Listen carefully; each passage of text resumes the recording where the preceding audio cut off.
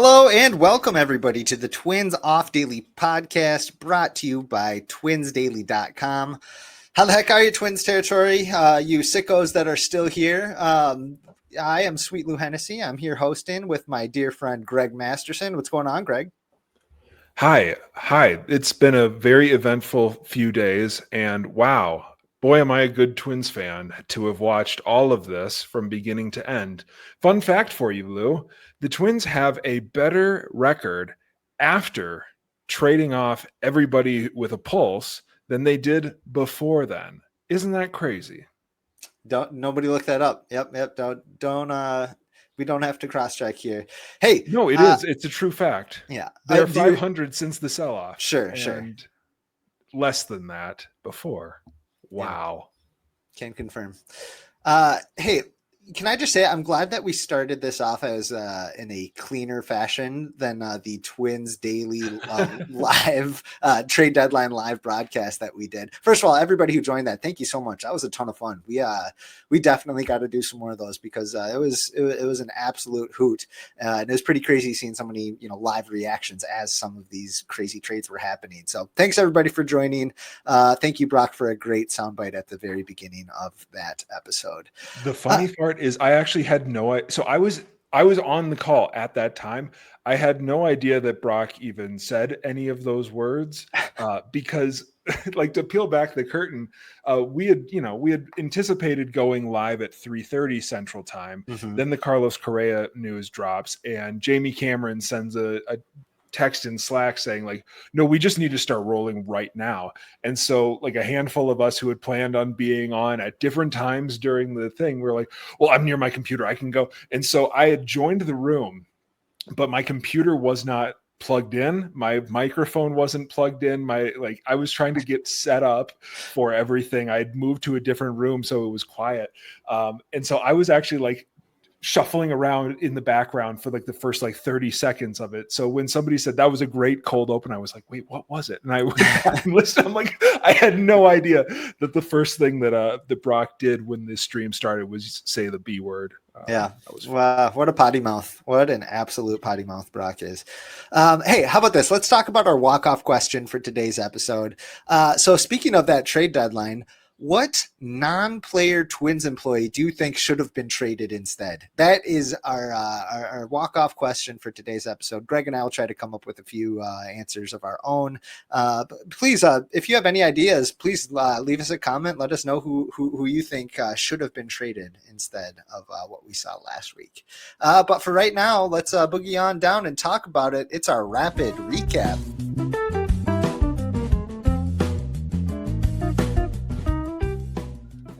Okay, so besides just a monumental trade deadline since our last episode, which was, I think July 24th, I think was our last real episode. Yep. Let's talk about our takeaways from the Twins going 1-2 versus everybody: the Washington Nationals, the Boston Red Sox, the Cleveland Guardians, and the Detroit Tigers. Not the Detroit Tigers. The Twins actually went 2-1 against the, probably best team in the American League here. So let's talk about it, Greg. Who's hot? Who's not? Who caught your eye here? I am not excited that the Twins just took 2 in a row against the Tigers. I'm terrified.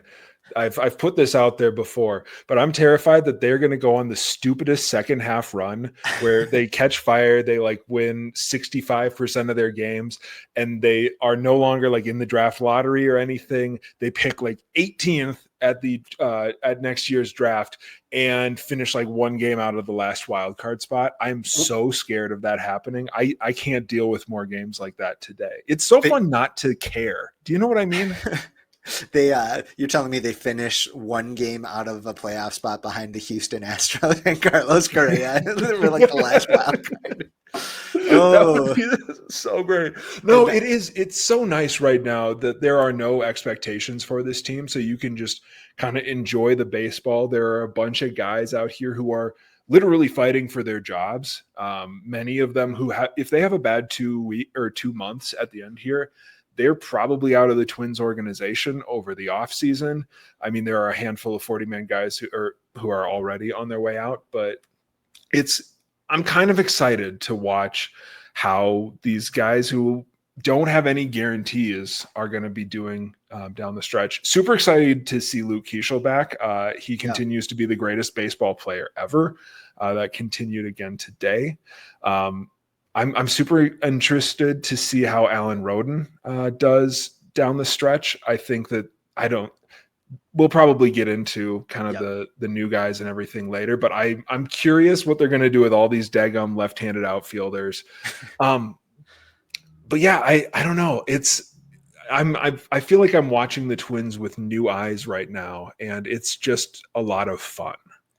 Yeah, just like day to day, the vibes feel like kind of end of spring training where it's like it's mostly key players that you're going to be watching, but there's also an element of auditioning to it too, which they're probably not going to like admit to right now necessarily. Of course, they're going to say all the right things of like, we're still trying to win ball games day in and day out. Hopefully we're finding some new answers and stuff, but come on, there's a little bit of like an audition aspect to it. You got to think, right? Yeah, of course. And I mean, especially like on the bullpen side, I think that there is some of that going on the position player side where you've got a handful of guys who are penciled in or penned into the lineup for next year. But, we're trying to see what we have out of Brooks Lee and basically anybody who plays left field. Still not sure exactly what the first baseman situation is going to be next year. So it's exciting to see that. But on the pitching side, oh my goodness, this is just going to be opportunities galore for top prospects or middling prospects or 30-year-olds who are trying to make it work one last time. We are going to see so many Twins that we're going to forget about like 3 weeks from now. I'm so excited about that. Like, I don't know. Like, I'm even excited. Like Pearson Ol, they're doing the whole 65 pitch thing with him right now. But I'm like chomping, like stamping my foot. Like, I want to see this guy throw one inning at a time and just spam changeups. I don't know. I think that it's a really fun position to be in watching this team, and I'm honestly a little bit more excited to watch Twins baseball than I have for like over a year. You know what? I'm good for you, man. I'm happy. That's I'm glad somebody's still around to enjoy it here. How about this? Let's chat more about just the pretty brutal baseball that we saw leading up to the deadline too, before we get into some of the guys coming in here. I was trying to think about this the other day. How many of the Washington Nationals games or the Boston Red Sox games, like say they flip one game or one loss from each of those series and they go, 4-2 over that stretch. Do you think we still see the big sell off? I still think we see a lot. Do we see the full chimichanga here?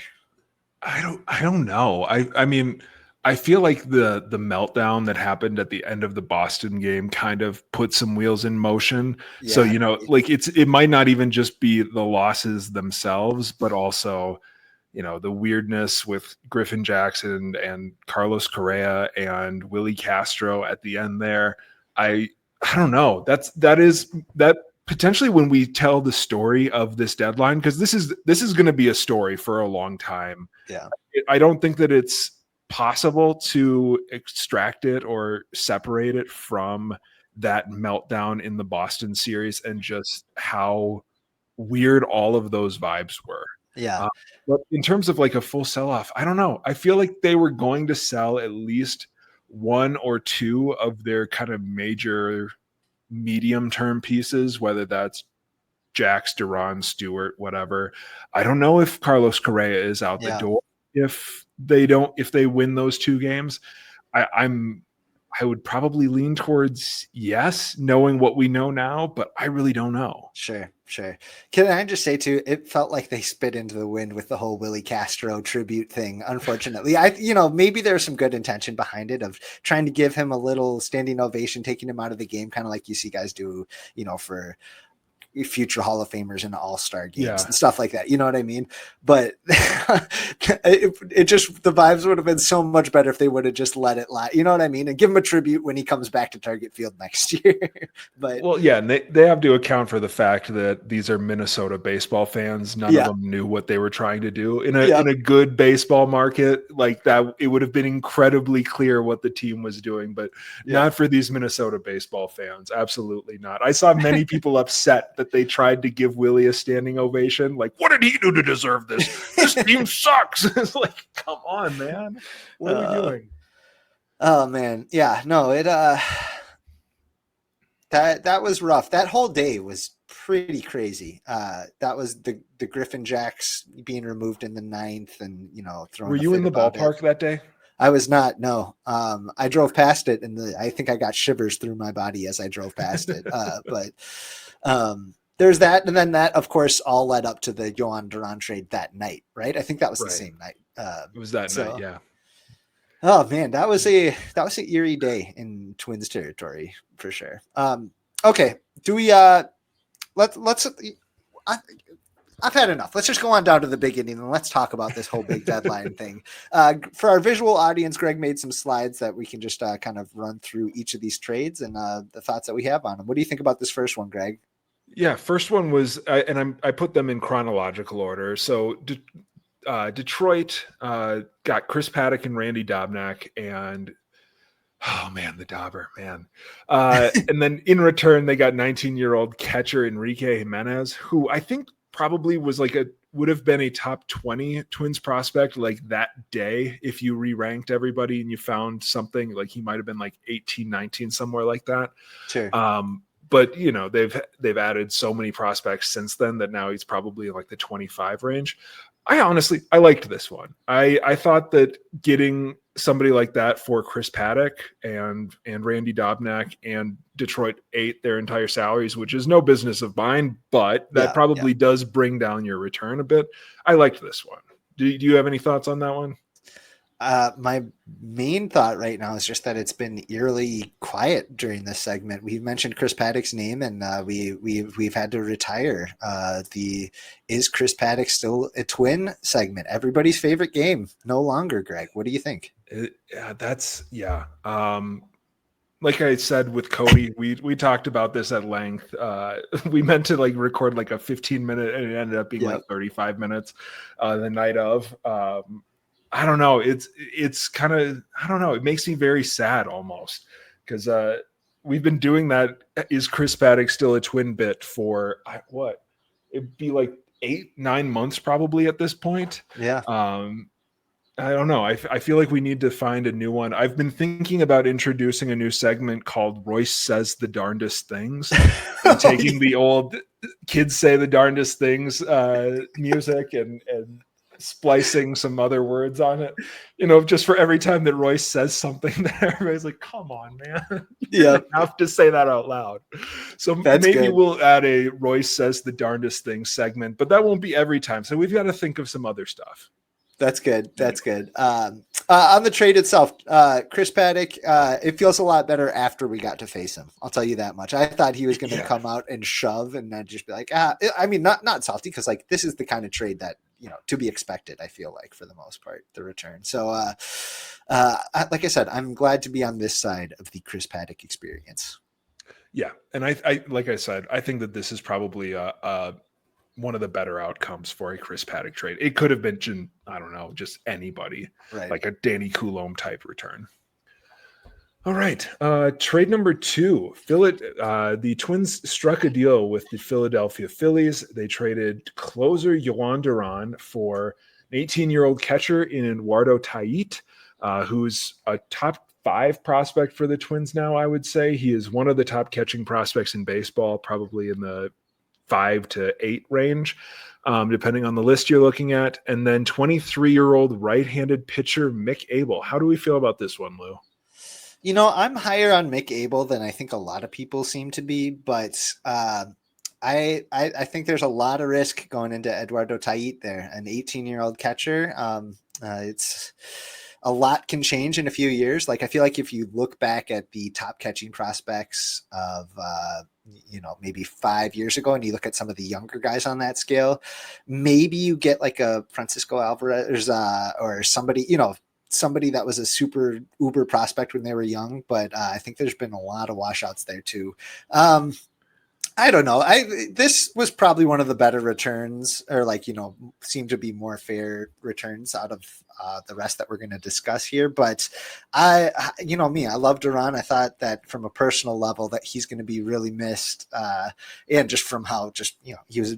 I would say he's a top 5 reliever in Twins history, probably. Not saying he had the top 5 career, but like talent level, I feel like for sure. if I was drafting a bullpen, you know what I mean? Like from former Twins, I would have him pretty high up on the list for relievers. So like I said, he's going to be missed. And these two, I have high hopes for Mick Abel, whether that's as a rotation piece or as maybe a weapon down the line out of the bullpen if things don't go, 80th to 100th percentile or whatever for him. He could maybe be a replacement for Joan Duran. That's kind of the floor is what I'm seeing for him. But I don't know. What do you think about the return? Yeah, I mean, Abel, I think, like you said, I definitely could see a reliever in there.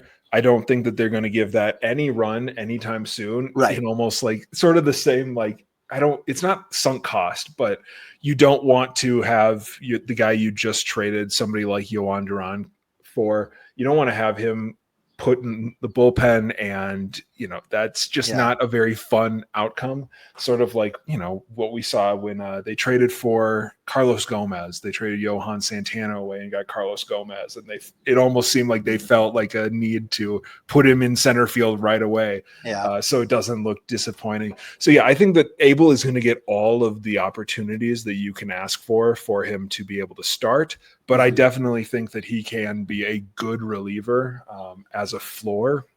He just needs to get that control under wraps and potentially work on his secondary stuff. Tait, yeah, like you said, it's scary to kind of put your faith in an 18-year-old. Mind you, an 18-year-old who is hitting at high A. This dude is not... I would feel a lot worse if it was an 18-year-old catcher who's around the 50th best prospect in baseball and he's at rookie ball. I would feel a whole lot worse about it. But he is kind of proving that the hype is real with his performance at high A. Obviously, I think that double A is going to be the real test for him. I don't know if that's something that I doubt that they would start him at double A next year. Right. I'm guessing that's probably a mid-season type thing because he just got called up to high A, 2 or 3 weeks before the Twins traded for him. Yeah. I don't know. I'm encouraged by it. I think that it was a good return, especially compared to some of the returns that they got later. But I also think that, I don't know. I wish that I was a little bit more floored with the return for Yohan Duran. Right.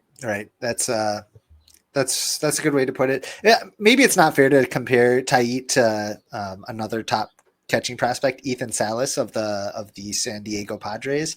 But he was, he's been near the top of a lot of global rankings, not this year, but last year, right? Salas was probably top 25 prospect, something like that, as an 18-year-old, and then had he's had some trouble with the bat, I want to say, and it's really fallen off, and his prospect stock has lost some of its luster there. Maybe it's not fair to compare Tait to that, especially because Tait has been raking, right? That's probably the biggest difference here, but it does give you a little bit of pause because it's a lot, it can go downhill for young catching prospects pretty quickly. Well, and even more so for somebody like Tait, who is, there are questions whether he's going to be able to stick behind the dish. And unless you're a standout catcher when you're 18, you're generally just going to have a lot of those questions as you age, as you grow into your man body. He's a stocky guy already. But if you compare him to somebody like Salas, one of the things that Salas can fall back on is the fact that he is a good defender as a catcher, right? With somebody like Tait, where it's questionable that he's even going to be able to stick at catcher, if he's not hitting, there isn't really a ton there. That kind of exemplifies how dangerous and risky it is to put your faith into an 18-year-old. Right. Like this. Last thought I have on this one before we should probably move on to some of the other trades. I hope this ends the curse of Wilson Ramos with the Twins. They traded for a proven closer to get, they traded their top catching prospect for a proven closer. Now it's kind of the reverse of that. Maybe this curse will be over, everybody. I don't know. That's the last thought I had for it. I would have, I think that most Twins fans like had the pipe dream of somebody like Rushing or Right. Ford or Guilty. Ballesteros, Yeah. right? Guilty. Because, and I joked, like, especially if you're trading away that closer, like that has to be like that catcher that steps right back in. It's the perfect mirror for the Matt Capps trade. Trade number 3, again to Philadelphia. Why didn't they combine these two? Why couldn't they have added Bader in and gotten up to Painter? Says the most annoying Twins fan that you've ever met. But they traded away Harrison Bader for a 21-year-old corner outfielder in Hendry Mendez, who I believe is at AA right now, and a 16-year-old child. How can you trade for a 16-year-old? That is sorry, really quick tangent, but like, how in the world do we have a system where not only do you like call up a 16-year-old and you move him potentially out of his home country to go to your complex to play baseball for you, you pay him like hundreds of thousands of dollars, potentially $1 million as a child. You move him out of his home country. That's already strange enough. But the fact that you can just call him and say, you don't work for us anymore, you work for those guys. And dude doesn't have a choice. But 16-year-old Jeremy here. Let's just say I feel like I would not be surprised to learn that he has like braces right now. You know what I mean? Like, yes.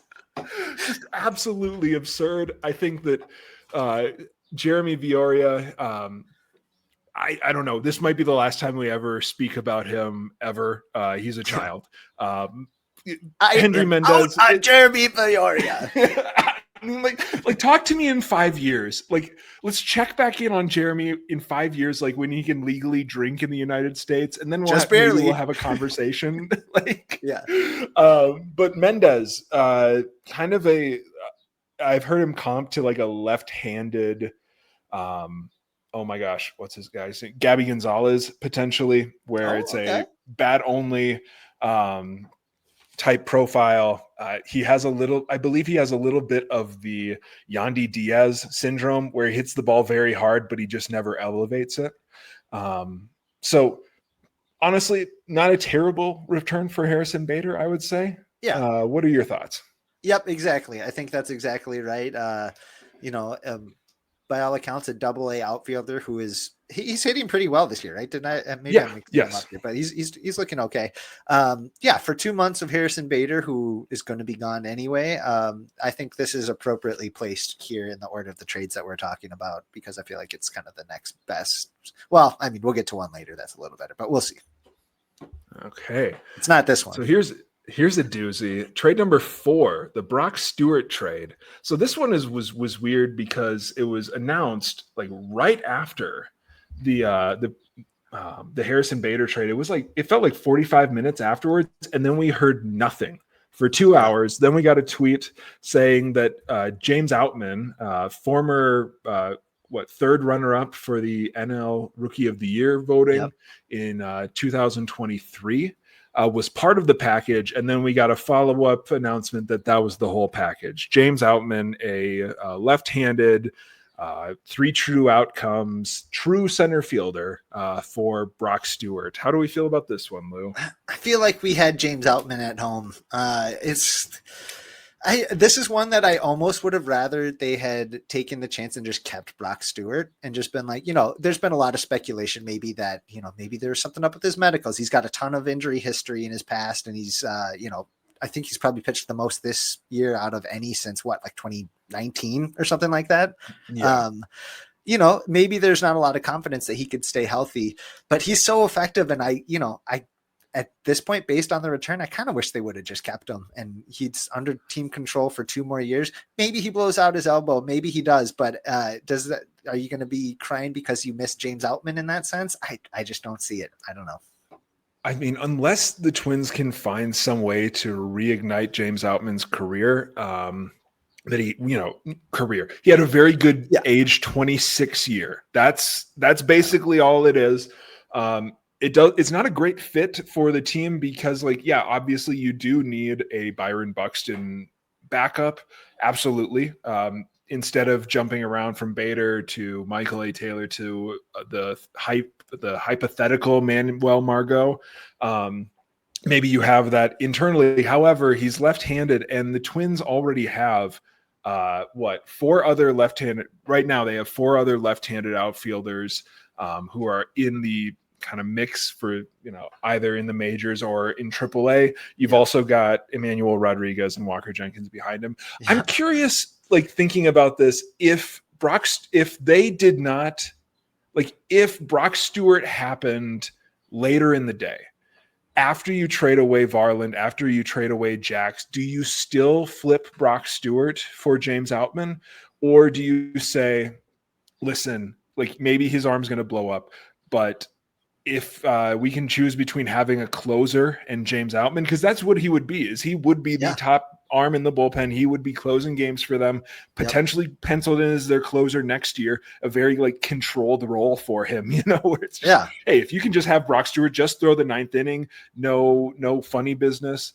Honestly, that might be the perfect way to utilize Brock Stewart, where you don't have to, like, get him warmed up for games that he's not going to go into or come in the middle of innings. I don't know. I feel like if Brock Stewart was sitting at the end of the trade deadline and he was still a Twin, I feel like they are much less likely to flip him for James Outman. Yeah, that's interesting to think about. Anything else? Should we move on? No, I think that we've got a doozy to talk about with trade number 5. Carlos Correa traded to Houston for 26-year-old single A pitcher, single A, double A. Where's Matt Mikulski? Single A pitcher. Matt Mikulski, former second-round pick, so there might be something there. The Twins swallowed about a third of Carlos Correa's contract, so they'll be retaining about $10 million over the next 3 years, but they will be saving about $20 million on each of those. No longer Carlos Correa is the centerpiece, the kind of the face of this franchise. The Carlos Correa tenure was strange. He was injured. He was ineffective. He was effective, but injured. All of those at once.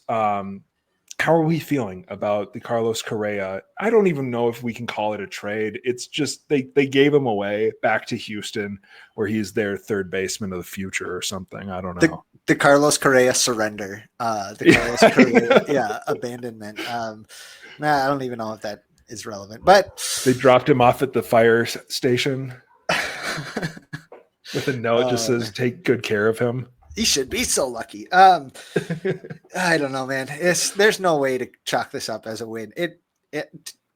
To me, I feel like it sucks because I wish that he would have been better and lived up to the contract, and I wish that the team would have been better. And I wish they could have followed that trajectory that they were going on after 2023 there in the playoffs. And he was a star player in that series. You know what I mean? And that win, he had some important moments as a Twin for sure. And it stinks that it was just like, you want to get out of here?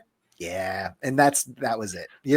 It's I don't know. I'm not going to boo him. I'm not going to hate watch him. But I get why people would be frustrated with how everything shook out and, some of the comments that came afterwards and stuff. I don't know. The fact that he said that he requested to play third base each of the last 2 years, I'm not saying it didn't happen. No, but I mean, what would I know, of course, but it just seems like such a weird thing to say right after. And it's very weird for the Twins to not try to make it happen at any point over the last 2 years too. Well, I mean, they would have, if we're being completely honest, Brooks Lee was not ready to take over as the shortstop. Yeah. Royce Lewis doesn't play shortstop anymore. Willie Castro is not a shortstop. They didn't have a shortstop to move Carlos Correa off of the position. I'm sure that they did want to make sure that when they moved him, he was being moved for good, especially after signing this incredibly large contract. I don't think that the first thing that they wanted to do, granted, that was what he was allegedly going to do in New York, but I'm sure that they would prefer that they at least get 2-3 years of shortstop play out of Carlos Correa. And maybe that could have happened next year when Kalen Culpepper comes up. So like out of fairness to Correa, I do want to say that they didn't have somebody who could move him. There's some very simple math there of just, oh, Carlos, you are our best shortstop. You are going to play shortstop. It's hardest for us to find shortstop, and you're like still pretty good at it. You know what I mean? Like, and we're paying the Twins to haven't do that. Employed a good shortstop. I mean, like there was the Andrelton Simmons, but like you've got to go back like decades to have a player that you would have preferred play shortstop over Carlos Correa, even though he's like JJ Hardy, maybe. Yeah, probably like they're very similar in terms of the way that they play shortstop. Neither of them were exceptionally quick, but had a cannon. Carlos Correa at this point. Well, at one point. Yeah. I don't know, like this trade is going to be one that we can't really declare like a winner or a loser. I mean, like the losers are the Twins, not necessarily because like they should have, like it might have been the right move to move off of Carlos Correa, but having signed this contract, devoted all these time and resource to him, like it's hard to say that contract wasn't a failure. The Carlos Correa tenure was not a failure, at least to some extent. Yeah. At the same time, though, it might have been the smartest thing to do, and I am totally receptive to that. Could be. We'll see how he ages. We will see if that $20 million actually gets reinvested into the team, or if it goes to the owner's pockets. We really don't know that, and we won't know that for a little bit. Yeah. But man, do you have any parting words for Carlos Correa? We are out on Carlos Correa. There we go. That's what we got. Oh, Sports Dad was on that before anybody. Like we should have listened. Has he ever been wrong about anything? Prove him wrong. Man, prove him wrong. Prove him wrong. Type Write it this down. Up. Prove him wrong. Oh man. Okay. Matt Mikulski, I'm very curious to see how long he's in the Twins organization. 3 years older than the comp at high A. Which just not to spend like too much time on Matt Mikulski, but like that shows how ridiculous the MLB draft is. He was a second round draft pick like 3 years ago, and now he is potentially like the least consequential person in the Astros organization. He was signed off the street like a month ago. And not excelling at, like, he's just a fodder. Which, like, can you imagine like how many years like an NFL team would get raked over the coals for a second round draft pick like that? Okay. Trade number 6 to Texas goes Danny Coulombe. The Twins got a 22-year-old left-handed pitcher in Garrett Horn in return for him. This is a little bit lighter than I kind of expected for a Danny Coulombe trade. How do you feel about that? Yeah, it feels a little light. At this point, though, with these kinds of transactions, Danny Coulombe, he wasn't some shutdown closer or anything, and you're getting him for 7-8 weeks here. To me, these trades all come down to just like how much conviction does like the organization have for these individual players. You know what I mean? Like they super loved Garrett Horn in the draft and saw a few things, and I'm sure there's got to be some levels to that. But to me, this, like you said, maybe a little light, but at the same time, if they really loved Horn, could be something. Yeah, and Horn has had a decent-ish year. I think that he's been dealing with a little bit of injury this season. He's only started 9 games in the minors, but he is at Class A. He is about league average age for the level. He's a college pitcher, right? Out of the draft? Yes. Yeah.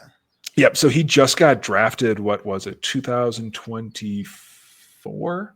Yeah. 6th round pick last year. So he's just getting his feet wet. Who knows? He could be something. The one name that like kind of rubbed me, it made me sad, is the Red Sox traded Blaze Jordan for Steven Matz. And I'm like, that was a very comparable trade. I would have loved to have Blaze Jordan because like that's a little bit more of a known commodity. But like when you're doing these trades, it's just like, who knows? Maybe that could have been on the table. Maybe it doesn't.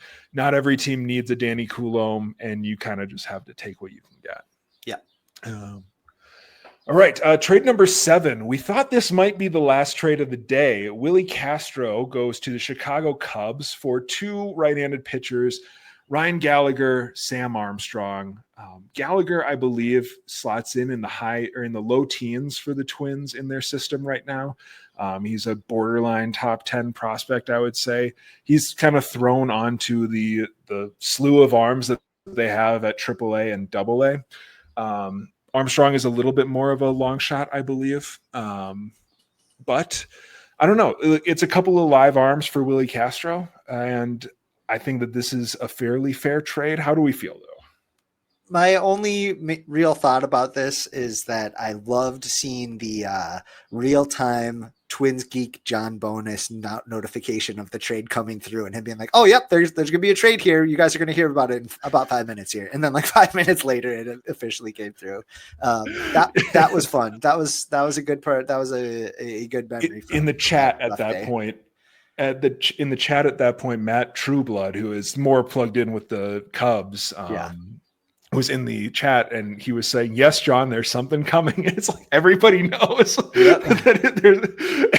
think that like right before it was announced, Matt typed in the chat like, John, you can announce it now. Yep. Yeah. But yeah, this is a very standard kind of selling off a rental. You get a couple of arms that are kind of interesting, and that's nice. Speaking of not nice, Griffin Jacks, then after the buzzer, a couple of minutes after the trade line had passed, it was announced that Griffin Jacks was traded to Tampa for Taj Bradley, straight up 1-for-1. Taj Bradley, this is his third year in the big leagues. He is currently back at AAA. He got demoted. He had a nice 2024, has been struggling this year. But is a potential mid-rotation starter if they can get everything turned around.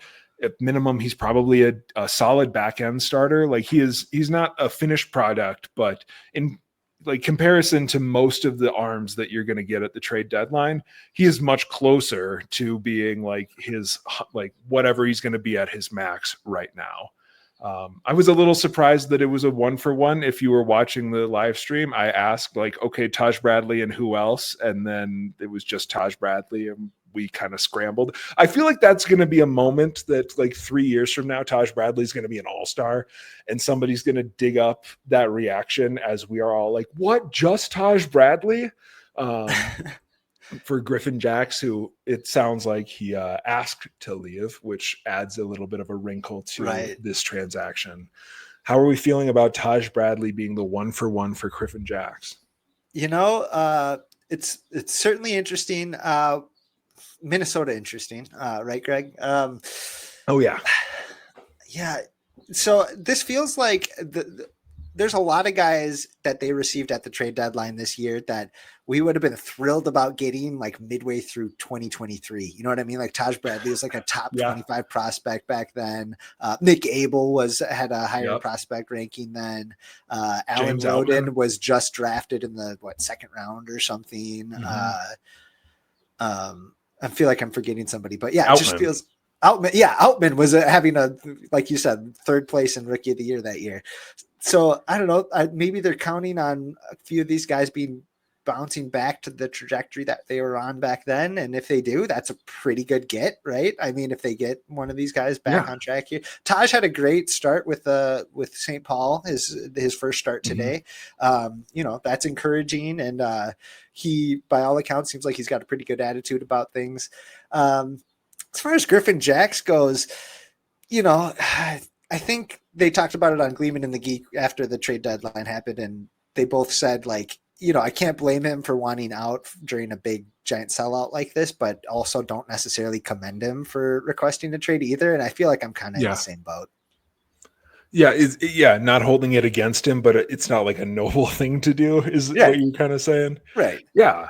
That sentiment mixed with just like the running joke on Twitter of him with his iPad time after his outings, just paint him as a child. And I'm not trying to do that, but about a 30-year-old Air Force captain. Most childish man I know. No, I don't know. Is he? So I saw that he had an inning of work today where he struck out the side, super electric. I'm sure he's going to be really good with the Tampa Bay Rays. Do you think he's going to get a lot of save opportunities? Because not that we should care about that, but when he's going into arbitration here, what if he would have he almost certainly would have had the most save opportunities with the Twins going forward if he remained with the club. I'm curious how that's going to affect his payday. Yeah, I assume that a team like Tampa is going to try not to. Right. It looks like he has, before today, he has one game finished, which might have been that small blow up. Imagine that from Griffin Jacks. But he has finished one game, and if he got a save today too, I'm guessing they probably have him in a closer-ish role. Yeah. 2 of his 3 appearances have been to finish the game. How about this? More games finished with the Rays next year or started with the Rays next year? I am super interested to see if they do that. He's said that he's been open to it. Obviously, as Twins fans, we're very aware of what they did with Zach Littell after Littell spent 3-4 years, 5 years, maybe even as like a middle reliever quite often, and turned him into a solid mid-ish, back-ish starter, For real. So I don't know. I would be super interested, and I'm sure that even if he has a full season of starting next year, his arbitration numbers are not going to be terrible, but also they can flip that man for 1 year of starter Griffin Jacks to some competitor, and they get, they just do the Tampa Bay special.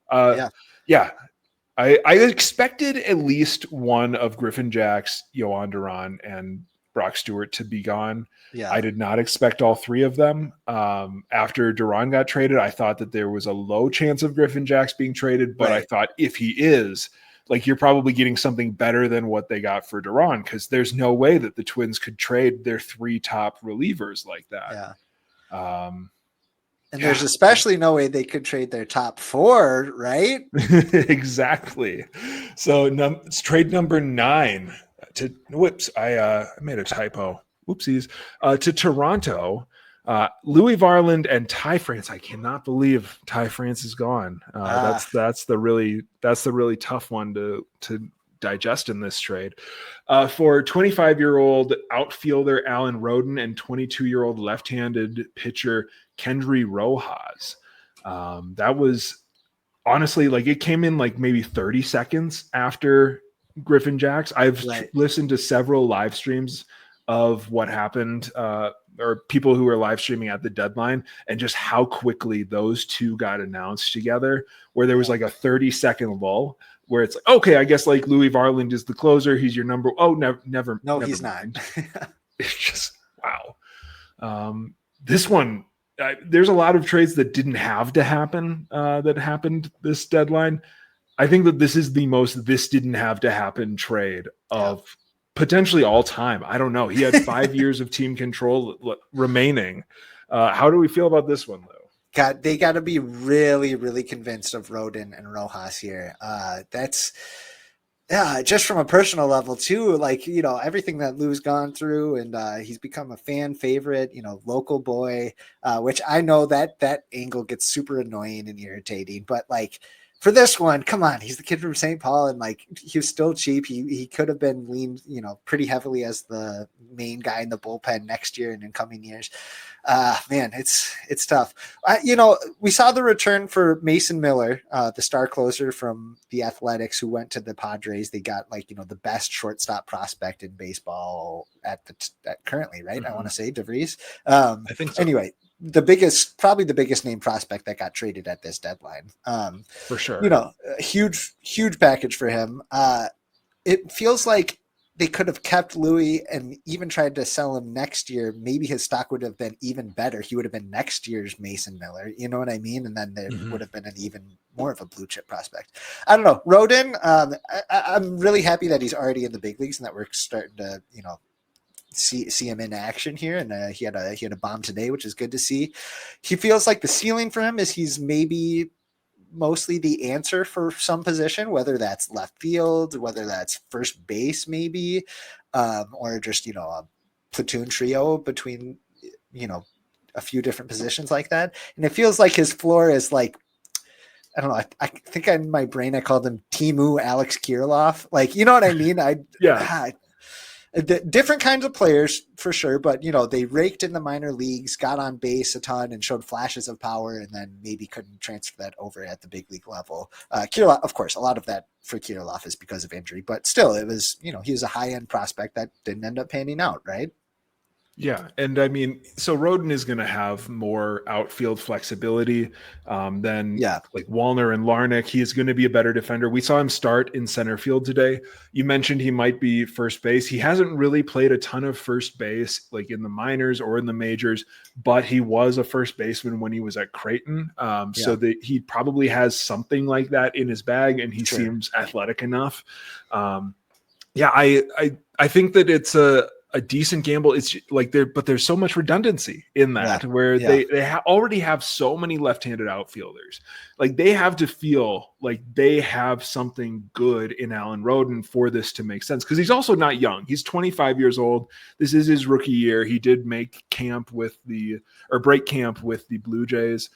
I'm very curious about it. And then with Rojas, he's another arm on the 22 to 25-year-old pile that they have between AAA and AA. I've heard some people who are really, really high on him, which does explain some of the willingness to trade somebody like Louis Varland for him. But this feels like a package that maybe I would have rather seen Griffin Jacks go to Toronto for this package in return. You know what I mean? Like potentially like a really intriguing AA pitcher prospect and a secondary piece who's maybe a quad A kind of reputation.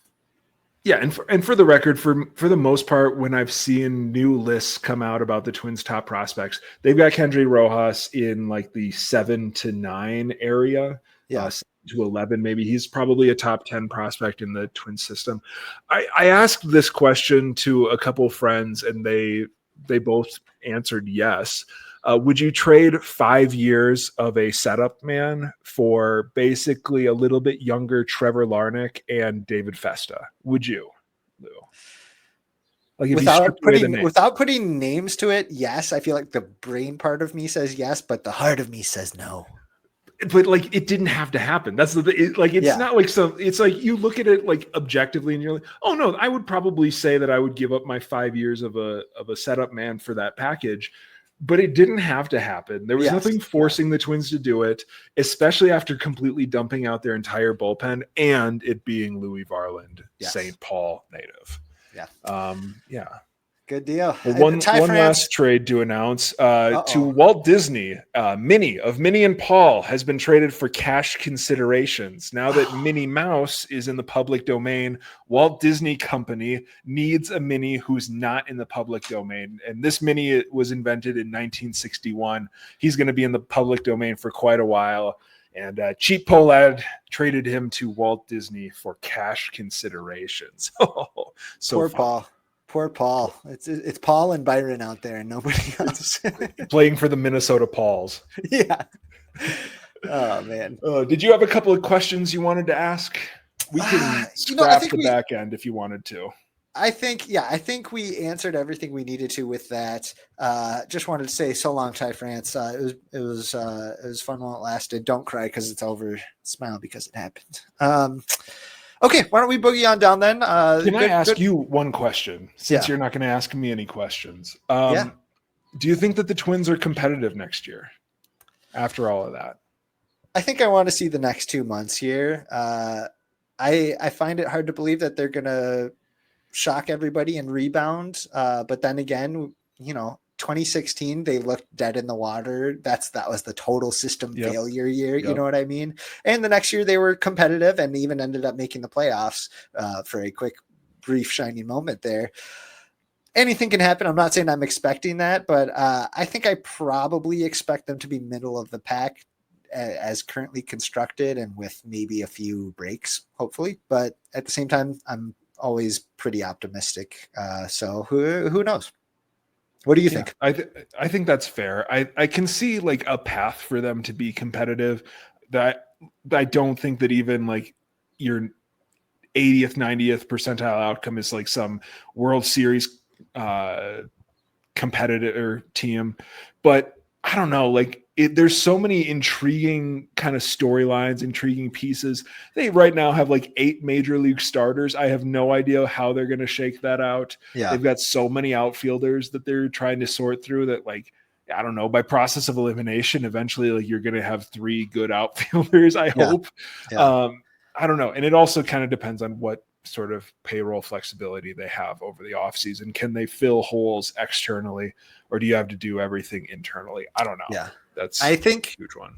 I think they're closer to being the like 2015 to 2017 club that was like, going through a transition, but showed, they could be competitive in that era a little bit, more so than like the 2012, 2013, 2014 total bottoming out of, the club at the big league level. I don't know if I think that they're quite at that level, as diminished as they are after all these trades. Yeah, and I wrote something at Twins Daily this week, basically saying, well, as long as they have Pablo Lopez and Joe Ryan, it's hard to see them as that complete bottomed out team. Who knows if they're going to retain them over the offseason? But yeah. I don't know. I think that there are enough pieces there. You combine that with Byron Buxton, some of the guys who are supposed to be coming into their own, some of the rookies who are going to be debuting next year. Yep. I don't know. It's hard for me to say they're just going to be awful. Yes. However, they're not very good right now. Yep. Yeah. So very fair. Very fair. Anyway.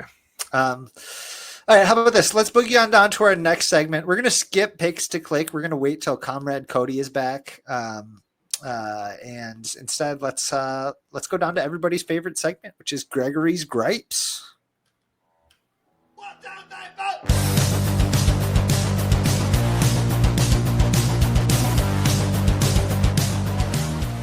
I don't know, Greg. Is anything crossing your mind here? Anything grinding your gears lately? Yeah, Twins fans. No, this is a very short one. We don't use the word moot correctly anymore. Like if we say it's a moot point, right? Yeah. What does that mean to you? Moot, I feel like it means like unnecessary because the conditions have changed since we talked about it. So that's not what moot means. Okay. Moot actually means open to debate. It's actually like the opposite of how we use it, where we say, well, that's a moot point. And what we mean is it doesn't matter anymore. What moot actually means is something that's open to debate, it's or dispute, or it's uncertain. Is it? Okay. I didn't know that. Yeah. Are you a fan of a Song of Ice and Fire or Game of Thrones? Yeah. I would say I am. Game of Thrones for the most part. Yeah, next to last season, but overall, yeah. Do you remember when Euron was crowned king? It was at the King's Moot. Does that sound familiar to you? Oh yeah, definitely. Yeah, for sure. So the King's Moot was a big discussion about who was going to be king. If we used moot in the way that we do these days, the King's Moot would mean it's no longer worth discussing and Euron's just king, right? So anyway, I'm just really annoyed by the fact that we've lost the term moot, and it literally means like the opposite of what it used to, and I don't know when it changed, but it's quite bothersome to me. Wow. Okay. That's my gripe. Okay. All right. Well, that was quick. That was I don't know, man. You learn something new every day when you work with Greg Masterson. What can you say? Not much. I have little to say ever. Good. Yeah, we both know that's not true. All right. How about this? Instead, let's boogie on down. We're going to do a quick edition of The Closer.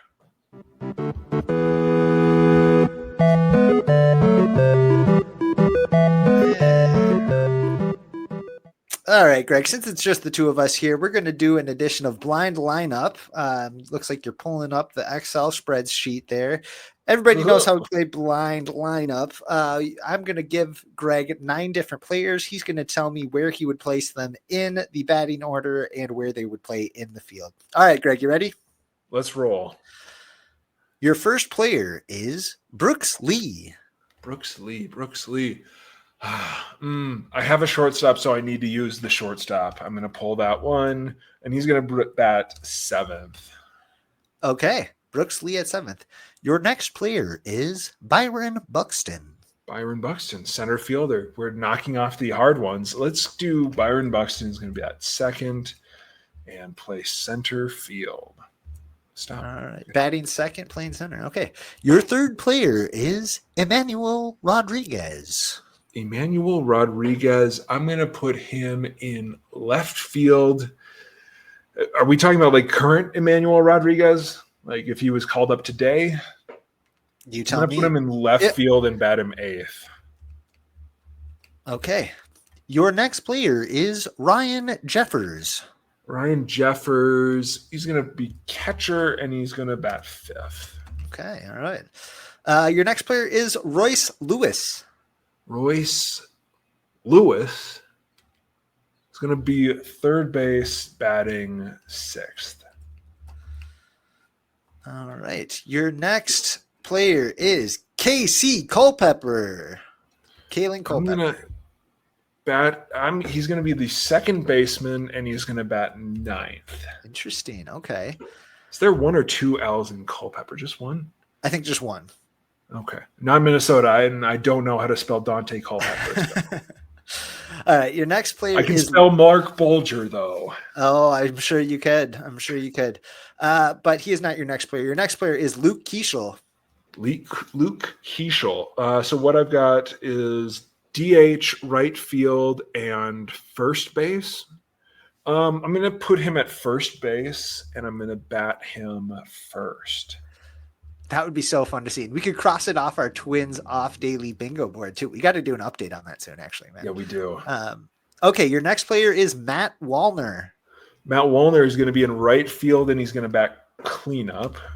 Nice. And okay. I'm going to go Cody Clemens is going to be playing DH and batting 3rd. Is that the name you were about to ask? You wish it was, dude. It is Williams Astudillo. Again, he makes his return. Oh man, I almost wrote down Cody Clemens just because obviously, as everybody can see here, we'll go over the lineup that Greg came up with. But this is besides Williams, this is a collection of players that there's a non-zero chance we could end up seeing next year in the second half, maybe, right? You got to think. I mean, this could. You want to read off it could even be a opening day lineup if they really wanted to just go for it. Hey, like Jeremy Nygaard threw out the idea on the stream that now that they have all the Carlos Correa money freed up, they should just like sign Culpepper and Rodriguez and Jenkins to 10-year contracts, sort of like Roman Anthony got today. And just call them up right away. Don't have to worry about their service clock. Just start them on opening day and have at it. Anyway, sounds super realistic. I might do it on OOTP, but the lineup that we've got here is first base, batting leadoff, Luke Keeschel, then center field, Byron Buxton, DH batting 3rd, Williams Astudillo. Current version of him, I hope. Right fielder, batting cleanup, Matt Wallner. Then we've got 5th, Ryan Jeffers at catcher. 6th, 3rd baseman, Royce Lewis. 7th, shortstop, Brooks Lee. Left field, Emmanuel Rodriguez batting 8th. And rounding it out, 2nd baseman, Kalen Culpepper.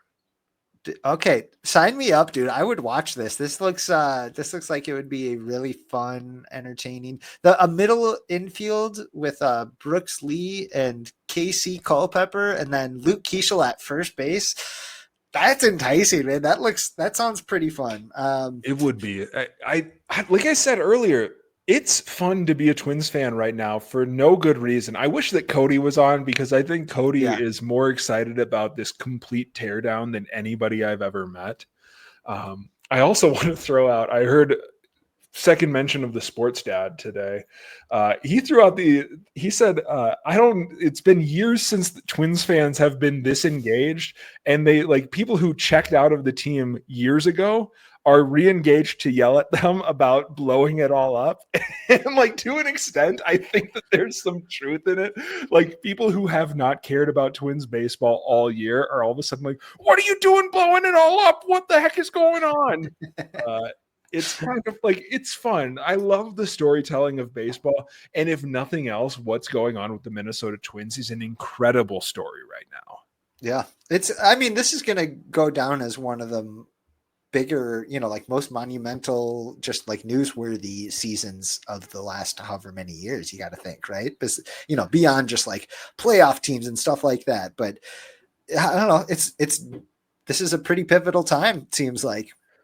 It's genuinely, I saw somebody throw it, I haven't verified, but somebody said that this is like the biggest sell-off that a major men's pro sports team in the US has ever done. And honestly, I could believe it. Like 40% of your active roster being traded, I believe has not happened in baseball.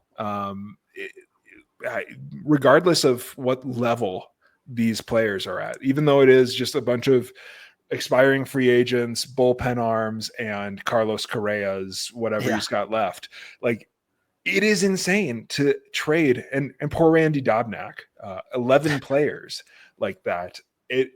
I'm wondering what we're going to call this day. Like, what's the name for this day that will, be written in newspapers, like Bloody Thursday? Yeah. Like, what are they going to call like this incident? Because I feel like it will get a nickname at some point. I mean, it can't just be the 2025 trade deadline. Like, speaking of Game of Thrones, I mean, I threw it out on Twitter that this was like the twins having their own red wedding. So I don't know, it's something wedding. No, anyway, find it all. But yeah, I don't know. Like, I don't think that we fully understand how massive of a day this is in Twins history. I don't think that we'll fully grasp that for probably a couple of years. The Ted wedding. No. All right. Let's boogie on down, everybody. I don't know, Greg, any final thoughts before we get into our walk-off question here? Yeah, I read a YouTube comment that said, if I hear Lou say, let's boogie on down one more time, so help me God. Oh, yes. I didn't see that. I don't know if you saw that one, but now every time you say it, I just hear that comment, whatever it is. So shout out. We love every comment that we get, yes, even if it's one that is not appreciative of our humor, wit, charm, and charisma. And if you don't think I'm going to double down on saying that every single time, commenter, you got another thing coming. So, let's boogie on down to the walk-off question. Walk-off question. What non-player Twins employee should have been traded at the deadline? I'm going to go at this from the angle of two employees that I think could have fetched a meaty return because of how valuable they are. And that is Sue the organist and Larry DeVito, the head groundskeeper of Target Field. I think they both are great at their jobs. And if the Twins are tearing it down, they're going to get a lofty prospect haul back. Greg, what do you think? Yeah, I think that we should have traded Cheap Polad to Pittsburgh or somewhere that knows how to spend money. Am I right? Am I right?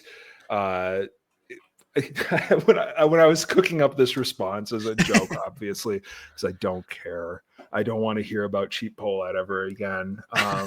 But I had that line that's like, well, if your team, how everybody's like, oh, let's trade Miguel Sano, he sucks. If your team is aware of how bad the player is, so is every other team, right?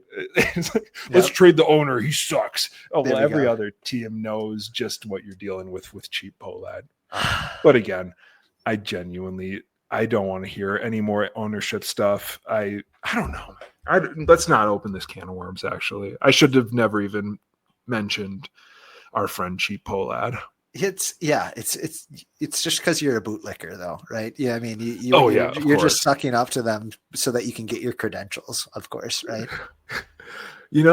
I hear that credentials are hard to come by. I've heard. Yeah. I don't know. I got a stack of 50 of them right here. All right, dude, let's land this plane. Everybody, thank you so much for listening to the Twins Off Daily podcast. And thanks again for joining on that trade deadline live stream that we did. That was a ton of fun. We're hoping to do some more stuff like that. We hope that you had a lot of fun with it. Greg, any parting words before we take off? Let's boogie on down to the outro music. And stay sweet. What? And stay sweet.